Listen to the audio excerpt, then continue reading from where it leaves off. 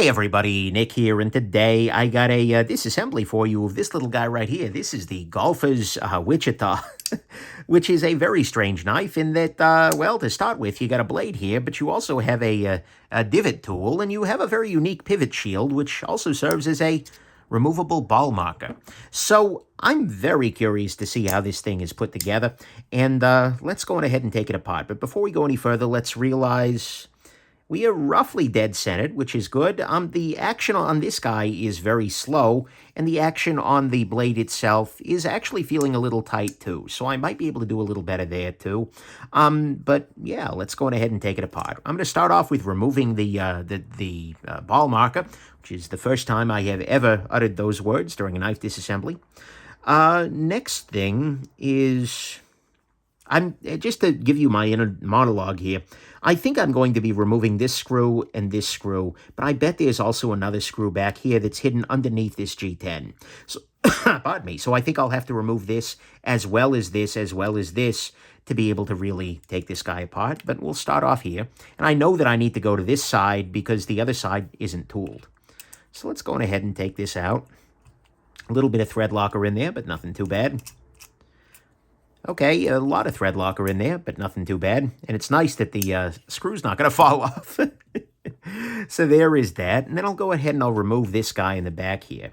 This looks like it might actually interface with the clip screw on the other side.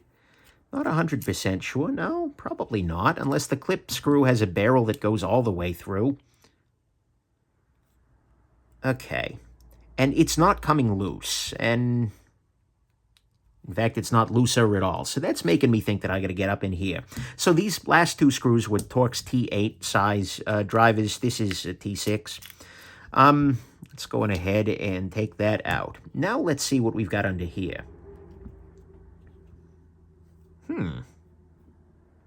We have tight tolerances is what we have under here. It's always worth checking to see whether there's like a slope to it. If this little part is sloped, then you have to go out that direction before you lift. That's not the case. So I can use my little divot tool here to kind of start lifting one side of this. The other thing I can do is kind of get up under that area.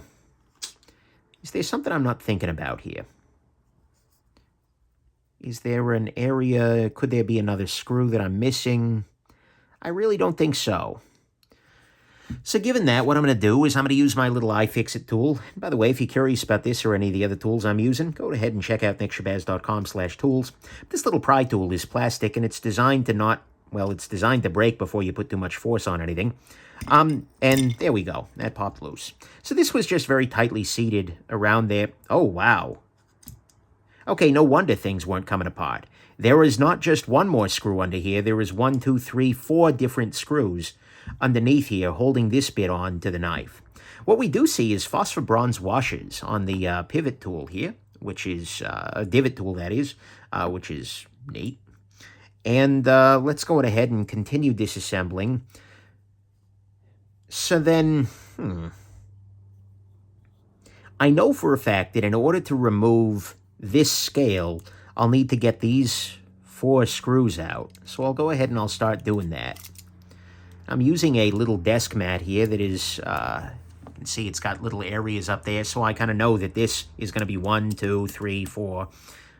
So that should let me kind of keep things organized. But this should allow me to pop this bottom part out. These 2 screws, I don't know that I need to remove because it should just be attaching this to this, because otherwise the screws would go through the blade path. It can't be going to the other side. So I'll go ahead and I'll lift this out. And then hopefully, with those screws loosened, I should be able to pop this whole bit loose. Maybe I don't have these screws all the way out. Those sure feel all the way out.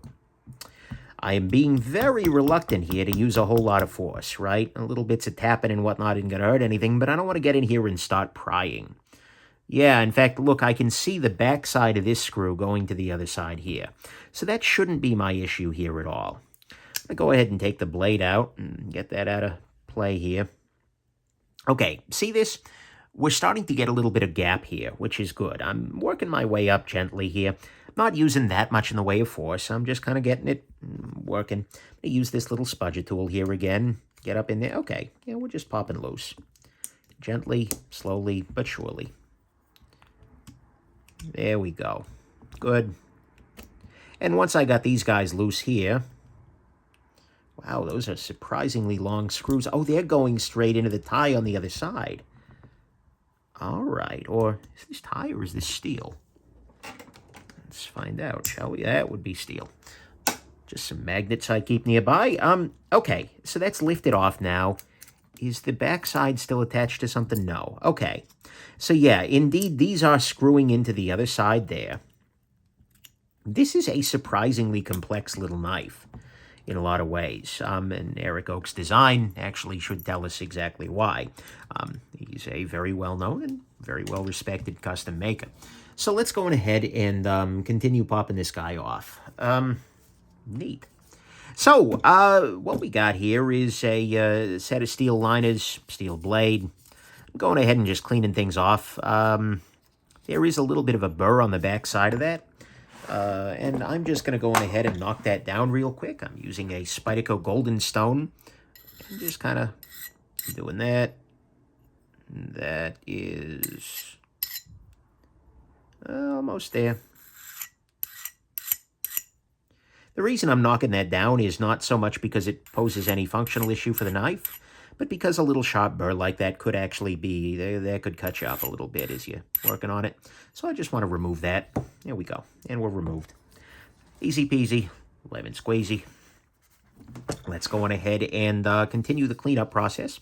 I'm going to use a little cloth here to clean up these bearings. Very interesting design. So in effect, it's kind of multi-layer construction. There's one layer for the divot tool, and there's one layer for the knife per se. But pretty well considered, all things together. Too many considereds there. I also want to use a Q-tip here, and I'll just dip it in some of the alcohol, and that'll let me get up inside here, clean that off. It'll also let me, I also need to clean off the divot tool situation. Yeah. Hopefully that'll run a little bit better. It looked like it was running pretty dry. So that should be an improvement. Not that high-speed, low-drag deployment of a divot tool is exactly what you need, but yeah.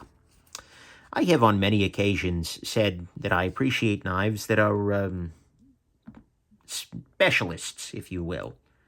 Sorry, I had something wedged in my finger there. I appreciate knives that are specialists, that are not trying to do the same things that every other knife is doing. And this feels very much in that domain. So, by inference, I appreciate this. Especially now that they're getting it to a price that's a little bit more workable for a lot of people. They had an earlier version that was pretty pricey. I think this is getting into a territory that a lot of people are going to be sort of interested in if they are very much golfers. Whether if you are just a random person who wants a pocket knife, I'm not thinking this guy's going to be your jam necessarily. But at the same time, you know, it's nice to have something that is a purpose-built knife, even if that purpose is not everybody's purpose. So I'm going to go ahead and put a little bit of lubrication on there. Oh, I also should put a little bit of lubrication in the detent ball hole right here. And that should make everything just flow a little bit smoother in there. Beautiful. All right, so there's that. Next thing, I'm going to go ahead and drop the stop pin in place.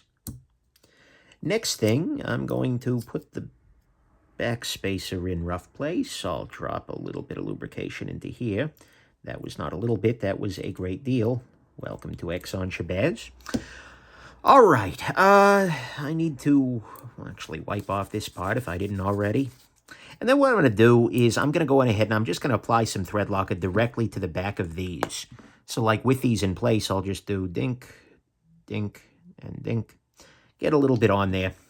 And now I can lower this whole affair in place.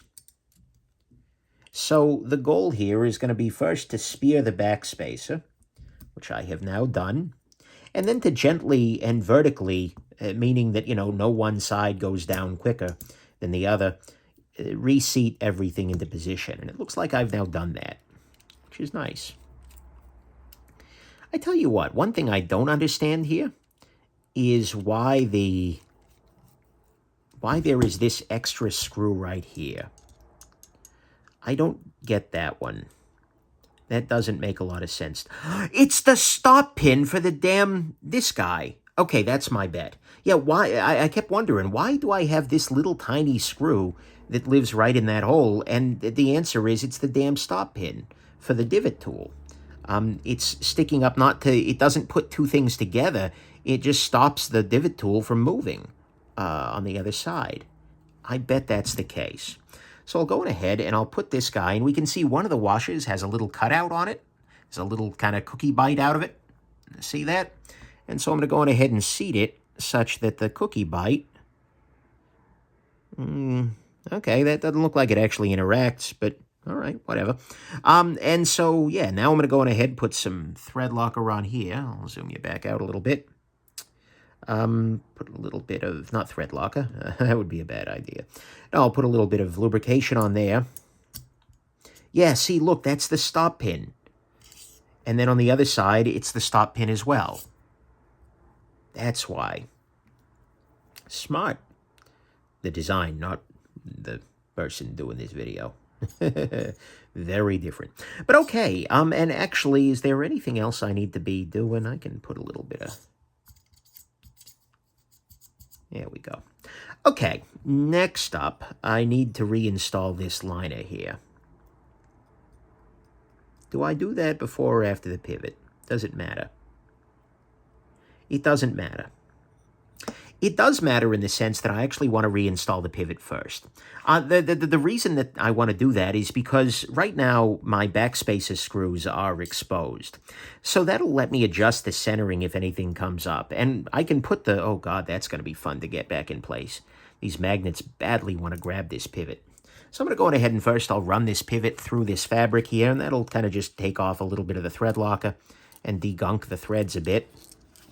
This is good and magnetized. Cool. But yeah, so, but I want to I want to install the pivot first, because that way I can make sure that the knife is fully centered and good to go, before I start, before I cover up the screws that I might need to adjust to make sure it is. Right, so I'll go ahead and I'll put this in place. I'll just tighten this down. And at this point in time, I'll take this off for the moment. This knife should be fully functional. Way, way, way too loose. So let's go ahead and tighten this up a little more. Is this a multi-tool? That's too tight. Loosen it up a bit. No play. Nice and smooth. All right. Yeah, that should work. Centering is right on. Okay, good. So we didn't need to play with it, but we had the option to. Put this back in position. Now what I'm going to do is reseat this G10. And there we go. That's in position. Now, I think that the tightness of this back screw here is going to be the thing that determines the tightness of the this guy, because there is no actual detent on it. It's a friction deployment. So right now it's a gravity divot tool, which I'm sure New York has just made illegal. Anyways, I digress. Let's go on ahead and... oh, dumb knife laws.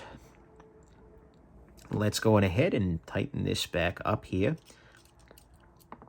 Let's go on ahead and completely screw this up. I gotta say, this is smart. This is well designed. You never know going into these things, but looks like Mr. Oaks really thought this guy through. That and the Golphers team, I'm sure. But, yeah. I'm going to go ahead and put in this other screw here. Looks like I didn't need to remove any of the screws in the back, which is good. Only 15 minutes. Huh, figured this guy'd be longer. Well, I ain't out of the woods yet, so... Okay, that is not far off of where I want it to be. I might tighten this down just a scotch more. There we go. Nice and smooth. It's no longer a gravity divot tool. And at this point in time, the knife blade itself is actually, it's a little loose. I can tighten that back up again. There we go. Beautiful. This is fitting tightly. That's got a nice resonance to it, don't it? Frankly, it's probably this. Tuning fork. Neat. You probably can't hear that resonance on the phone, but whatever. All right, and we are back together. This knife has been reconfigured, re-golfered, if you will. And there you go. Hopefully this is interesting to you. Have yourselves an absolutely wonderful rest of your day. Bye now.